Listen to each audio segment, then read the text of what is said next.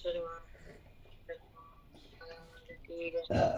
साधु संतन की जय विनायकं साखरे नाम सुदम एकांतर सानिध्या जीवामुक्ता हन्ति साखरे वंशविख्यातं ज्ञानदान परायण विनायकं वृन्दे भगवन्दे मुक्तये श्रीरङ्गनाथं गुरुराजवर्यं मुक्षो नाम ज्ञानदाने प्रभावती क्षेत्रनिवासिनं नमामि वेदान्तविदाम्बरे श्रीरंगनाथ महाराज की जय ज्ञानेश्वर महाराज की जय सब साधु संतन की जय बजरंग की जय पंढरीनाथ भगवान की जय थोड़ा थोड़ा कमी नाही केलं का आपली ओवी कोण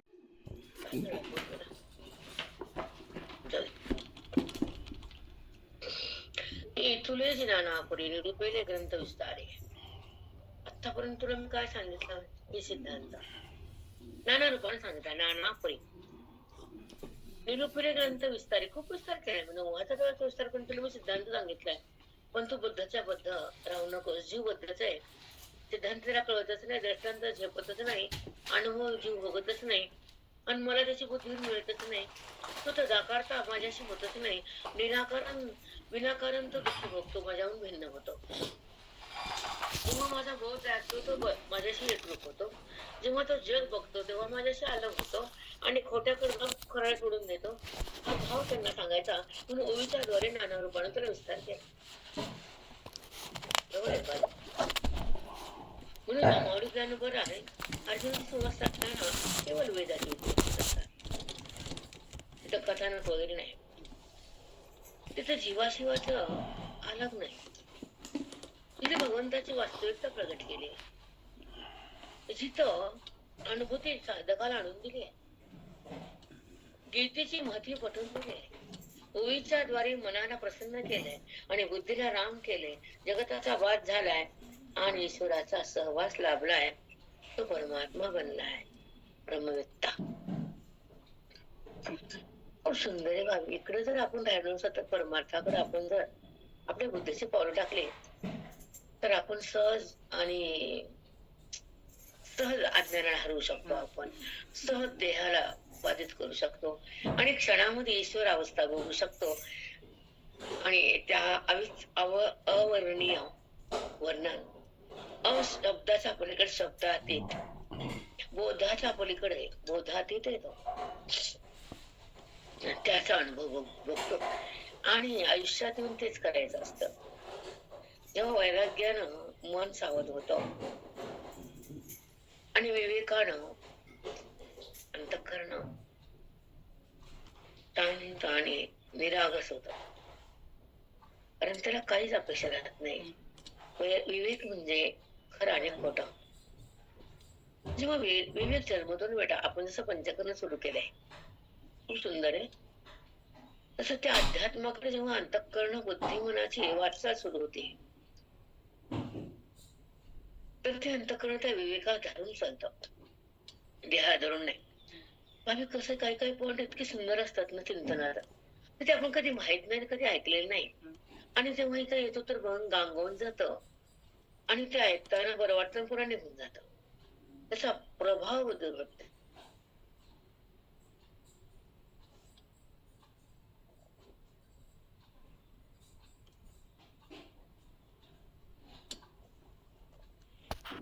श्रवणाच्या भक्तीनं काय म्हणून शेवटचा विवेक विवेकाचा जन्म होतो जसं स्त्रीला मुलगा जन्मतो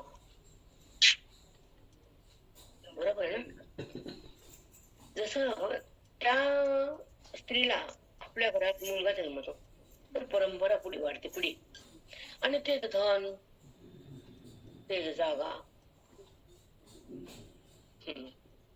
सफल होत जर पुत्र नाही तर ते धन सफल नाही सफल नाही ते लाभत पण नाही प्रत्येकाचा विषय प्रवडून द्या पण जसं त्या पुत्र पुढे झाला तो धन आला, एक मालक आला, ते धन सत्कार नाही लागलं, कोणी पण त्याला नाही म्हणत नाही, घेतो. पण जर नसलं तर अडचण येते, येते ना अडचण. ते शास्त्रानुसार येते, आपण म्हणणार नाही. मग तसंच बोधपुत्र झाल्यानंतर भगवंताकडे जाण्याची अडचण येत नाही. रामकृष्ण हरिताई साष्टांग सद्गुरु माऊली. हा जर पुत्र झाला, वारीस झाला, त्या धनाला मालक झाला आणि ते धन पण पावन झालं पुत्रामुळे. बरोबर आहे ना? मी धर्मशास्त्र सांगतो ना, असं तर असं आहे, मुलगा वारीस झालाय, परंपरा आहे, पुत्र लोक पुढे जातील, त्यांना गती मिळेल, त्या घरात धन खेळेल, तो वास्तू आनंदात राहील, आणि त्याच्या पुढच्या पिढ्या वाढते चांगलं वाढल्या ना. ज्यांना कमवलं त्यांच्याच घरात राहणं ह्याला म्हणतात पिढी. काही आपल्याला माहितच नाही बाबा. मी सारखाला म्हणलं थोडं वाचन नंतर मनात गेलं बरं का, त्या बसली तर काय म्हणतात, मोक्ष पाहिजे असेल तर, इच्छा असेल तर काय होणार नाही, संताची भेट होईल, ग्रंथाचं प्रेम येईल, ओवीचं ज्ञान कळेल, मनातलं राम प्रगटेल, बुद्धीचा ज्ञान जाईल, मनाला रामाची ओळख होईल, अज्ञान निघून जाईल, आणि शेवटचा काल पावन होईल. पावन आपण आताच पाहतो. आता बरे का पोरी झालं का लग्न, हा आता सोनं आणलं का, हा कल्मणीच कसं करू, चांदी उतरली पडली पडली, तुला करायचे कार्य म्हणलं, तुला गायचं म्हणजे तुझं लग्न म्हणायचं म्हणलं जाते का, बस त्याला खुश व्हायला, चांदी पडली मला सोनं पडू दे, एवढं आग लागलं कधीच बघितलं नाही आतापर्यंत. म्हणजे कलिकालात काय होईल माहित नाही. आणि घरात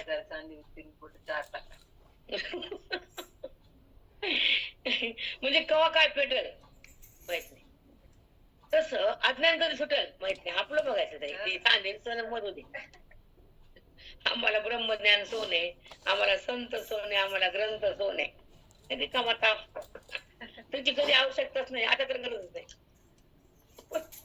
त्याच्यामुळे काही रुकलं नाही आमचं, ज्याचं रुकलं असेल तर रुकलं बाबा, पण आमचं नाही, त्याच्यावर रुकतच नाही. काही जणांच रुकत ना, त्यांना जगताच येत नाही सुखात, ध्यासच असतो, हे नाही ते नाही, बाहेर काय असते, म्हणजे ओढ खोट्याकडे बेटा, खऱ्याकडे नाही. आवड विषयाची, प्राप्ती अविद्येची, सतत संबंध अज्ञानाचे त्यांना ते आवडते, संबंध भगवंताचं हे आवडते, म्हणजे इथं समोरच उत्तर आहे ना. बरं तू घेतेस भवाने तर लगेच तुला द्यावं लागते, कुठं कळतं भवानीला द्या, तुझा भवानीला खर्च झाला म्हणते, ते म्हणते देऊन टाक तुझं, ती खाली मुंडी घालून, वर मुंडी काढून मागती खाली मांड कोण टाकती, बरोबर आहे की नाही. मग सगळंच टाक ना.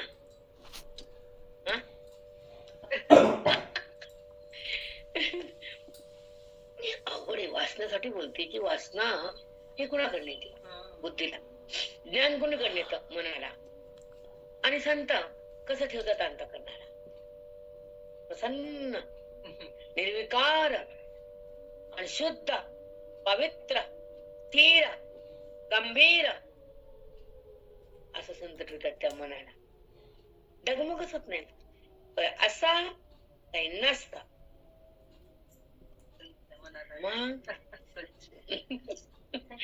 आता विवेक जन्मतो ज्ञानात, श्रवणात, आणि हा जन्मतो संसारात, हा वारीस असतो, आणि हा आपल्यापाशी एकरूप असतो, बोधपुत्र. हा बोध म्हणजे वेद, म्हणजे भगवंत, म्हणजे आपलं रूप, म्हणजे सुख, पण प्रत्यक्ष होतं, प्रगटतो, सुख प्रगट होतो म्हणजे ईश्वर, दुःख होतं म्हणजे जगत, दुःख भोगावं लागतं म्हणजे प्रारब्ध. दुःख येऊ दे, काय त्याला घ्यायचं, शिवायचंच नाही त्याला, कुणी शिव दिली घ्यायचीच नाही, बोलार तोंड दुखवलं, आम्हाला करायचं काय, त्याचा मेंदू खराब होईल, कारण जे दुसऱ्याबद्दल वाईट चाहते किंवा बोलते भांडते, तर त्यांचा मेंदू जरा क्रिएशल असतो, निगेटिव्ह क्रिएशल. मग त्यांना बिमारी वगैरे होण्याची शक्यता दाट असते. कारण त्यांना त्या व्यक्तीमध्ये सदा आणि सदा काय राहणार होतं, एक त्रास तिला बघितलं गुरगुर, तिला बघून काहीच होऊ नको ना.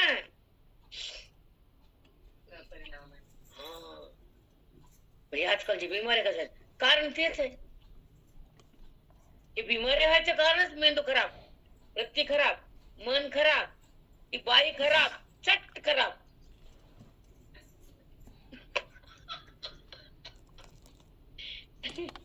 बरोबर आहे ना?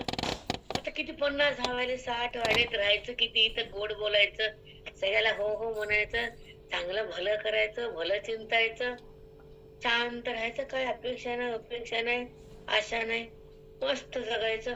भगवंत सोबत येतो आपल्या, हे तिथपर्यंत ते स्मशानापर्यंत सोबत येते.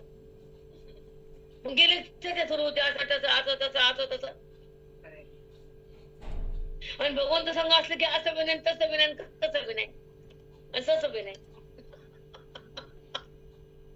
काय चिंता करा, कुणी काही म्हणा आणि कुणी काही जाणा, स्वतःकडे घेतच नाही ते. नाही नाही नाही, भगवंता कशाचं, भगवंत झालं त्याला काय देणं, घ्यायची विषयच राहिलेला त्याचा, व्यवहारच नाही त्याच्यात, व्यवहारच नाही तो. म्हणून ज्ञान इतकं सुंदर आहे बाई बेटा, त्यासारखं कुठलंच माध्यम नाही. ज्या ठिकाणी ज्ञानमय अवस्था होती, ज्या ठिकाणी भगवंताची प्राप्ती होती, ज्या ठिकाणी विठ्ठल प्रगटतो, तिथं बुद्धी ब्रह्मरूप होती. तिथं कशाचं जगतन, कशाचं नातन, कशाचा देहन, कशाचा व्यवहार, कुणाचं पोरगण, कुणाची पोरगी, सगळं संपलीच ना, दिशा अवस्था संपली मनाची. मन मनच राहिलं नाही. जेव्हा मन असतं तेव्हा नात्याकडे झुकतं, जेव्हा मनाला ज्ञान होतं तर देवाकडे झुकतं, ते ज्ञान हृदयात प्रगटतं तेव्हा ते ब्रह्मरूप होतं. तिथे जगत नाही, जीव नाही, नातं नाही, देह नाही, काही नाही, काही नाही, काही नाही.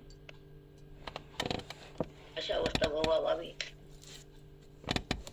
सगळ्याबद्दल निस्तेम प्रेम, इथपर्यंत येऊन टेका.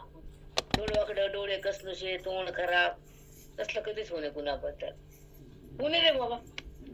का बरं खातं घाण करायचं, अंडे का भरायचे,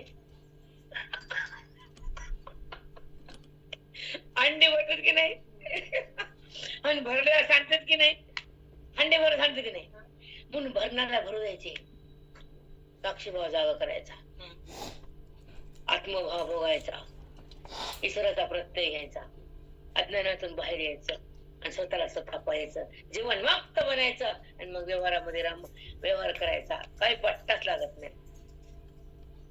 हे पाहिजे बाबी. उद्या आज होता तर उद्या होणार, आज होणार. वाचले, गाथा वाचल्या, गवळणी वाचल्या, सगळं वाचलं, पण तू बी वाचली, तुझं अज्ञान मी वाचलं. अज्ञान बघून ठेवलं तुझ्या बाईनं, बरोबर दीर्घ बाईना. हे बाय मरताना म्हटलं मला, बाहेर त्याला खातच एका दिवशी येऊ नका बरं. म्हणा की गणेश म्हणा की दुर्गा म्हणा की भवानी म्हणा, काही म्हणा, पण जेव्हा त्याच्याकडे पाहिलं तर त्याला म्हणायचं की तू मला दूर करू नकोस, माझा दोष बघू नको, माझं अज्ञान ठेवू नको. एक जेव्हा तुम्ही आईकडे बसला अभिषेकाला, मी पलीकडे, मला कोणी सत्कारायला तयारच नव्हतं.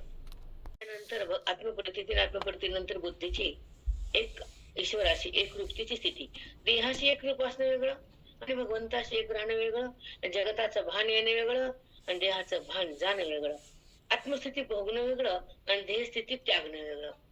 हे सगळं जे वैभव बुद्धीला मिळतं ते त्या ग्रंथातून. आता कसं मिळतं ते बघूया, चला. हे तुलनापुरी निरुपयोगी ग्रंथ विस्तारे ते आता दोन्ही अक्षरी अनुवादावे. तुला आतापर्यंत ते सांगितलं ना सिद्धांत, तेच तुला 2 अक्षर तुला सांगायला आतापर्यंत सांगून झालं, पण 2 अक्षरी अनुवादावे. मला सांगा वाटायला रे, म्हणून 2 अक्षर सांगतो आता विस्ताराने. म्हणे उपही हाती झाले या उपाय स्थिती, देव प्रवर्तन ते पुढती येण्याची भावे.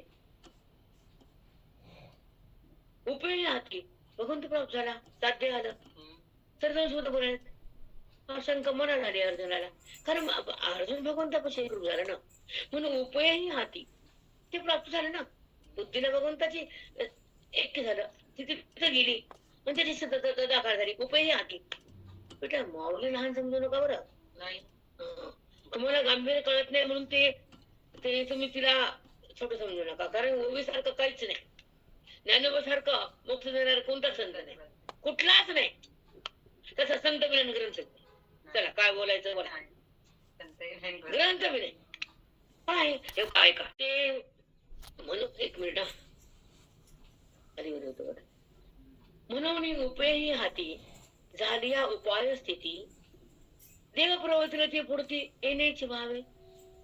ते साध्य प्राप्त झालं तरी देव दोन शब्द सांगतो म्हणाले तर पण सांगायला येतं गप पडून दिल्यावर बी गप. आता गप बसणं मोक्ष ते 18 झाले सगळं झालं ते मुक्त झालं तुझ्या पैसे आला तरी गप बसायचं का देव. बघा विचार करा कृष्णाचे काय लिहिलंय ते. म्हणून उपयाती झाली या उपाय स्थिती देव प्रवृत्ती पुढती येण्याची व्हावे. याच उद्देशानं ती दोन शब्द सांगून त्याला पुन्हा पक्क करायचं आणि त्याला ज्ञानातच ठेवायचं. म्हणून प्रवृत्तीला अजून बोलायला 18 वाजता पुढे झाले. इथे मुक्त झाला अर्जुन. आता पुढच्या वय अजून बोलायला तर ते अजून त्याचं पक्क दृढ. आमचे महाराज म्हणायचे हलवून खुंटा करावा बळकट. आता बसलाय पण तरी दोन दगड आणतीच हल असं असं हलू तीच पुन्हा निष्ठू नये तसं पुन्हा ते निष्ठू नये द्या. अधिक एक प्रमाण सुंदर त्याच होत महाराज. काय हलवून खंटा आधी हलवायचं बघायचं हलतं का हलतं का. अरे बायाला खुंटा काय माहिती आजकालच्या बायांना. सोप्याच्या बायकाला खुंटा काय माहिती हो. सोप्यावरच्या बायका बसणार आहे पण म्हणून मी डाळ केली परवा कुठे पण नाही यावं सगळं तरी सगळं पळून निघत. आता श्लोक आहे सर्व कर्मण्यपि सदा कुर्मन्नो मदोपाश्रयः.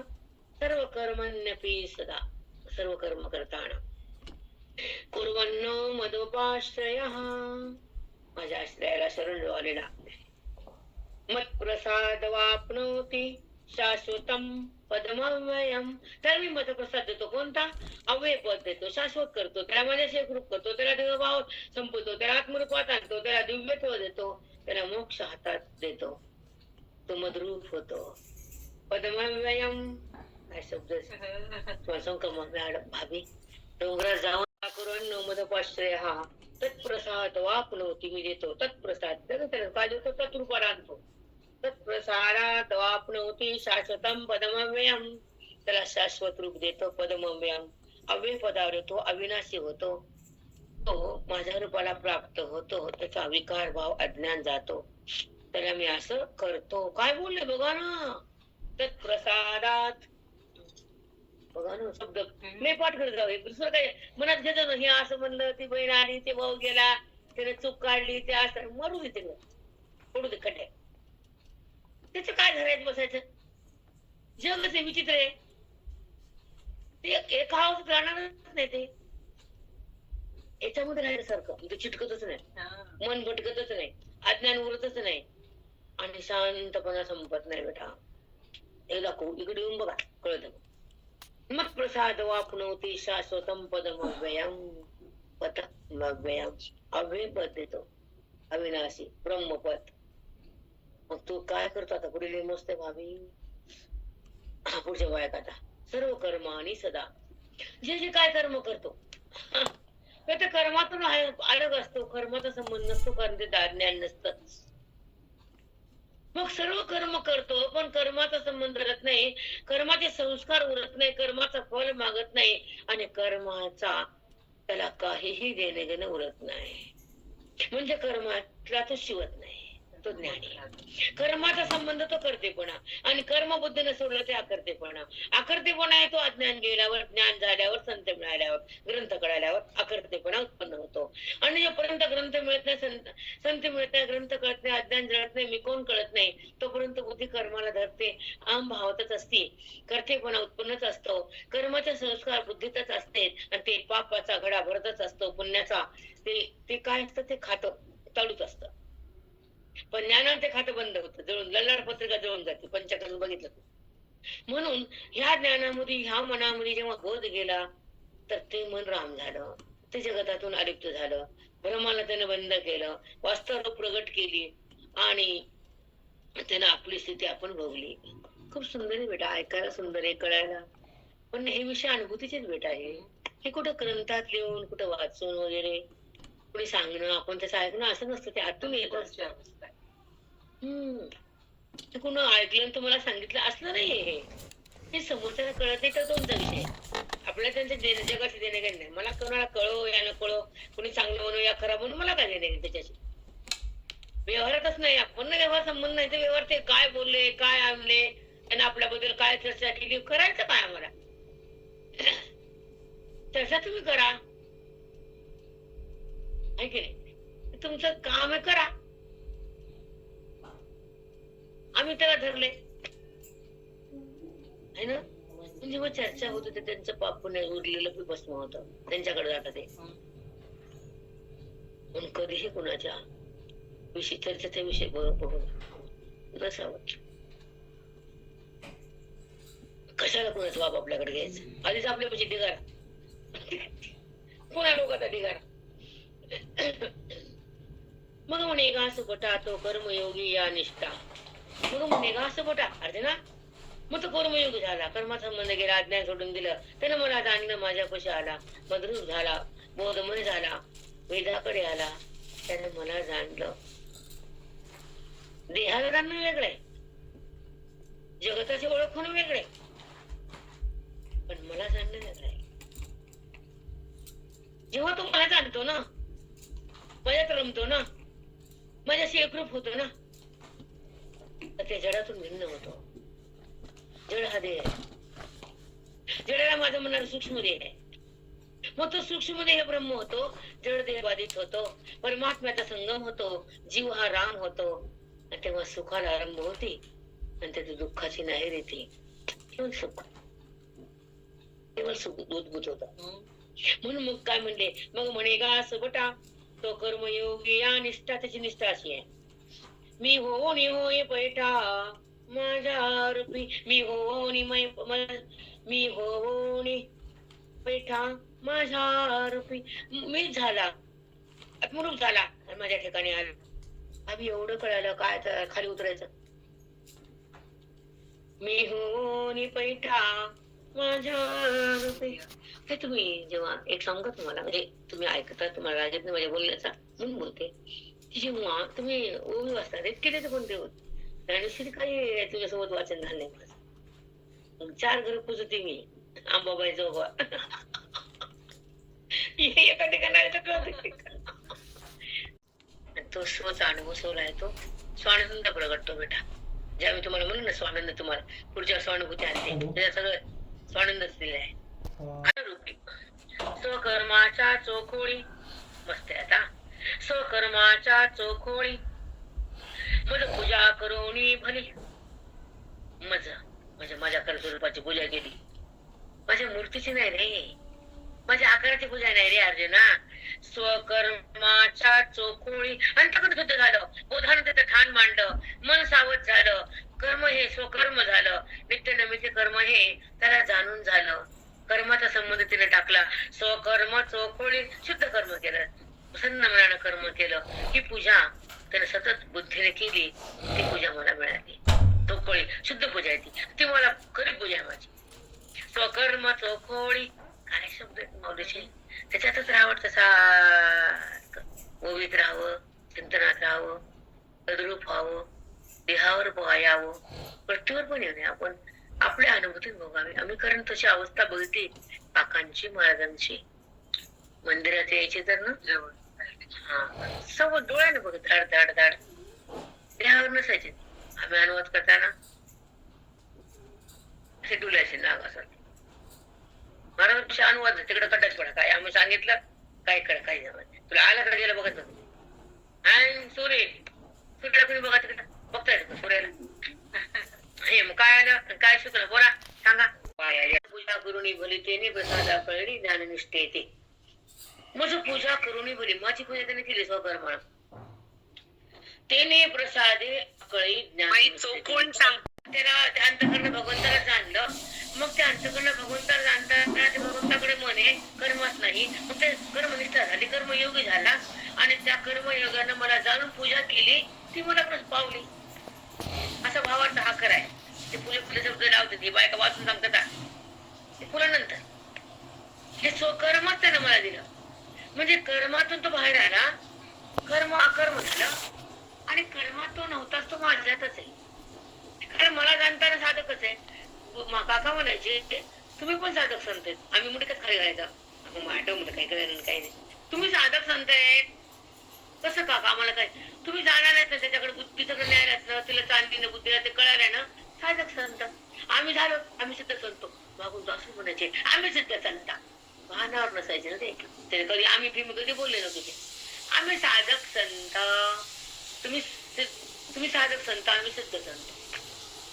पण तुम्ही पण संतच आहेत ना, मग सुखा जास्त असतात का? ज्ञान मार्गावर येतात का कुणी? मला ओळखायला कोणाची तयारी आहे का? बुद्धीला जाणण्याचा मार्ग कोणाला कळतो का? कर्मात कोणी टाकतो का? कर्माचं फळ मागतात की कर्माच्या फळाची आशा घेऊन करतात की कर्माचा भिकारी म्हणायचं त्याला? देवाकडे मागायला गेला भिकारीच की बेटा. आणि त्याला ओळखला त्याला मागायच काम पडत नाही, हे बी सांगतो तुम्हाला. त्याला ओळखल्यावर तो तुमचा संसार धड करतो, परमार्थ बी छान करतो. हमेशाच वाक्य आमच्या महाराजांचे काकाचे. जेव्हा तुम्ही परमार्थ करतात, स्वतः वेदांताकडे येतात, आत्मचिंतन करतात, साधूची दीक्षा घेतात, वेदांताचं ज्ञान हृदयात ठेवतात, आत्मभाव तुम्ही जागा करतात, देहभाव तुम्ही बंद करतात, स्वची ओळख करून घेतात, आत्मानुसंधान लागतात, तुम्हाला ईश्वर दूर कसा करायचा? मन कर्माकडे कसं आहे? चोखोडी शुद्ध झाला तो. त्यानं त्या भगवंताला जाणण्याचा अट्टहास केला ना, तो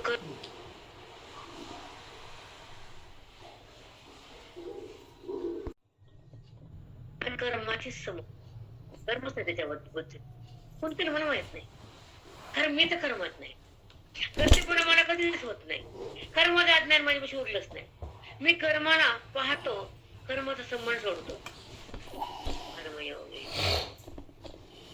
कर्माला पाहणं ही अलग अवस्था आहे बेटा, आणि कर्मात बुद्धी जाणं ही अज्ञानाची अवस्था. कर्माचं फळ मागणं ही भिकारी अवस्था, आणि कर्मरूप होणं ही भेद अवस्था. मी करताय, मी केलं, कर्मरूप आहे का ब्रह्मरूप आहे? मी हे केलं, 5-6 पोळ्या केल्या, बायकाला घाम येतो आजकालच्या. 6 पोळ्या मोजून करता का पोळ्या किती असतात? ते ज्ञाननिष्ठा जे तहात वसे, ते त्या भक्ती माझी उल्लासे, तिया मदसी समरसे सुखिया होय, तिया मदसी समरसे सुखिया होय. ही भक्ती जे उल्लासानं करतात, भक्ती यांचा प्रगट होतो. कर्मयोगातून नंतर भक्तियोग असतो. कर्माचा संबंध टाकल्यानंतर, कर्मातून बुद्धी बाहेरल्यानंतर, कर्माचा कर्तेपणा धुतल्यानंतर ते अकर्म होती. कर्मातून बाहेर येते. कर्माचा संबंध न घडता कर्म होत राहतात. जेव्हा कर्म होत राहतात इंद्रियाच्या द्वारे, तर इंद्रियाचा विकार बंद होतो आणि बुद्धीच्या कर्मातून अलग होती, भगवंताची समरस होती, अद्वैतामध्ये सहज राहती, आणि ते कर्माला फक्त पाहती, कर्माला सोडून देती. तर कर्मयोग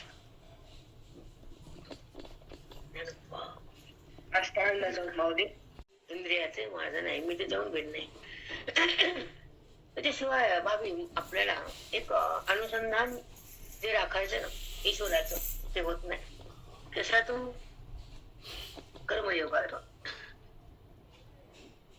कर्मयोग आणि कर्म आणि कर्माचा संबंध आणि कर्म भाव, म्हणजे कर्म करत असताना अहम भाव जागा असतो. मला बोल 2 मिनिटं बोलते, नंतर येते, टाइम झालाय आपला, नंतर बघू. कर्माचा संबंध करणारी बुद्धी अज्ञानी असते, देहाचा संबंध करणारी वृत्ती विकारी असते, देहाला सोडणारी बुद्धी विवेकी असते, देहाचा बाध करणारी बुद्धी ब्रह्मज्ञानी असते, आणि देहातून अलग होणारा अंतःकरण स्वस्वरूपात ब्रह्मनिष्ठ असतं. ते अंतःकरण ब्रह्मरूप झालेलं असतं, त्याला ब्रह्मनिष्ठता म्हणते.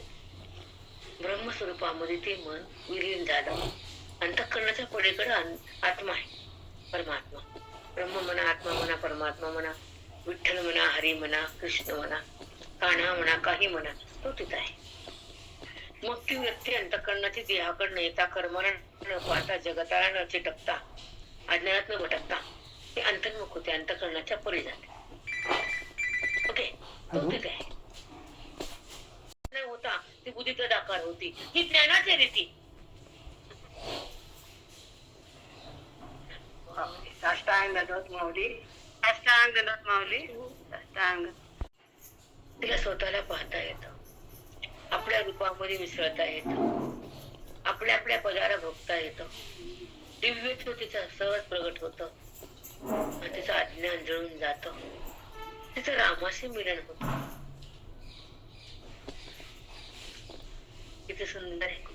मग जेव्हा संत लोक जातात तर आपल्या पदाला त्यांना वाईट वाटत नाही. माऊली 16 वर्षाला गेले, देह सोडला, सॉरी. ते माझ्या स्वरूपा करताना दुःख कशाला? बाकीचे रडले, तर ते आनंदाने चढले पायऱ्या, बाकीचे रडले आणि ते आनंदाने पायऱ्या चढले. अधिकार आणतो आपल्याला, तशी अवस्था येतील बेटा, आपल्याला पण यावी तशी अवस्था. जसं माऊली समाधीसाठी व्याकुळ झाले, मला दादा समाधी द्या, मला राहायचं नाही. मग त्याला कुठं जायचं होतं? आपल्या परमपदावर, आपल्या स्वस्थितीवर, आपल्या आनंदामध्ये जायचं, त्याला आनंद बघायचा होता. माझं कार्य ते झालं, मी चाललो. आता आपल्याला वाटतं का माझं कार्य झालं ना? तू बघितलं, तू पण तू बघितले, कापर बनलं म्हणते की काळं तोंड, सगळं काळ्या तोंड करून काय वाटतं बाईला? बापरे. इच्छा पूर्ण होत नाही तर दुसरी, तिसरी, चौथी. म्हणून तर श्रवण एवढा महत्वाचा टप्पा आहे, ज्या ठिकाणी श्वास हा पूर्णत्वाला प्राप्त होतो, पूर्णता तयार होते आपली. म्हणून तर ज्ञानेश्वरी सोडायचीच नाही, अध्यात्म टाकायचंच नाही, अज्ञान ठेवायचंच नाही, देहभावाकडे जायचंच नाही, आत्मभाव थांबवायचाच नाही. सारखं आत्मभावात राहायचं, आपल्याला आपण पाहायचं, ह्याचा काहीतरी विनियोग करायचा ना आपल्याशी. व्यवहार तर कुणी करतं, संसार तर कुणी पण करतं, सुख दुःख तर प्रत्येकाच होतात. सुख दुःखाचा भात करून आपल्या रंगात रंगणं आणि वेदाला बघणं आणि हरी होणं अवघड आहे. सहज आता बाई मी गुरुविन होईल, गणपुकाचा नैवेद्य खाईल, काका म्हणायचे तर मंदिराला पुसावं लागतं, झाडावं लागतं, सांभाळावं लागतं, पूजा करावी लागते, तेव्हा नैवेद्य खायला मिळतं. बाई मी गुरुविन होईल, गणपुकाचा नैवेद्य खाईल, असं सांगायचं काका आम्ही. चला आपण थांबूया, 7:10 झाले. जे तहात वसे ते तर भक्ती माझी उल्हासे, ज्ञाननिष्ठा जे तहात वसे. ते काय म्हणतात? जी बुद्धी ज्ञान मार्गावर, ती ज्ञानाकडे जाते, बोधाकडे, वेदाकडे. पण ज्ञान मार्गावर गेला मी हातात येतो, त्याला कळतो बुद्धीच्या हातात, हे हातात नाही बर का. मग हात वसे, मग ते ज्ञाननिष्ठा जे तहात वसे, मी ज्याच्या बुद्धीच्या हातात येतो, मी प्रगट होतो ज्ञानानं, ते तर भक्ती माझी उल्हासे. त्यात माझी भक्तीचा सगळा असा आविर्भाव तयार होतो, भक्तीचा तिथं फुलोरा फुलतो. म्हणजे काय? भक्तीला त्या ठिकाणचे शब्द काय म्हणले? ते तर भक्ती माझी उल्हासे. तर मग माझ्या भक्तीला एवढा उल्हास होतो, एवढा ती बुद्धी त्या भक्तीमध्ये रममान होती, थैमान घालती, ती बुद्धीच्या ऐश्वर्यामध्ये तल्लीन होती. कोणत्या ऐश्वर्यामध्ये?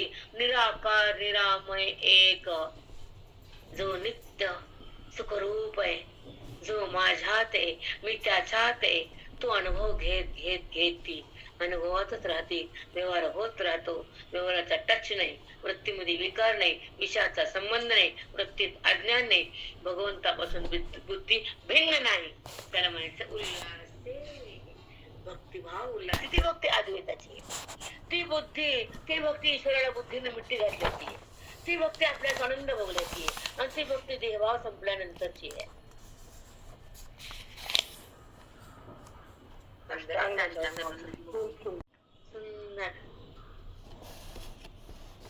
आणि ती सहज नाही बेटा, पुस्तक लागते बेटा. आणि एक सांगतो आम्ही, आता संसारातून जरा बाजूला व्हावं, छंद ते छंद. म्हणजे तुम्ही पॅकिंगच्या बायका आम्हाला पटतच नाही, त्यांची बुद्धी बनण्यात पॅक आहे, आधी स्वतःच पॅक आहे ती, मग कशाला पॅक करते म्हणत. म्हणलं तुम्हाला की जेव्हा सुपारीला कलर लावला तर तिच्या ज्या लहरी असतात गणपती बाप्पाच्या, ते संकट बंद होत, पुढचे काम चांगले होत, मग पुरी वापस का म्हणायचं त्याला. आकडे बघा ना, मी सांगत नाही, बायका भांडतील मला, मला प्रत्येकाचा आकडा कळाला आहे, विदर्भाचा किती, मराठवाड्याचा किती, पुण्याचा किती, आकडे माझ्याकडे आहेत. रिवर्स आलेल्या पोरी हो ना. सोपं काय व्यापार आहे सगळं. ते तर भक्ती माझी उल्हासे तिया मदसी समरसे सुखिया होय. बघा तिया मदसी समरसे त्या ज्ञानामुळं ती बुद्धी माझ्यामध्ये एकरूप झाली, समरस झाली, एक झाली, ऐक्य झालं. ते मला बघू लागली, ते माझं सुख घेऊ लागली, ते देहन भिन्न झाली, वृत्ती राम झाली, समरसे एकरूप झाली. सुखिया होय. ती बुद्धी माझ्या समरस झाली आणि सुखी होत तो. मग त्याचं सुख मला कधी बंद होत नाही, सुख कधी कमी पडत नाही, सुख कधी बाजूला जात नाही, सुखाची भीक कधी कोणाला मागावं लागत नाही. अन्य सुखाची काय गरज आहे? भौतिक सुखाची गरज नाही, नात्याची सुख गरज नाही, इंद्रियाचं सुख माहित नाही, विषयाचं सुख त्याला आवडत नाही, तो वृत्तीवर भोगायला सुख येत नाही, भगवंतातून बाहेर निघत नाही, आत्मसुख त्याचं संपत नाही, आणि भिकारीचं सुख त्याला आवडत नाही.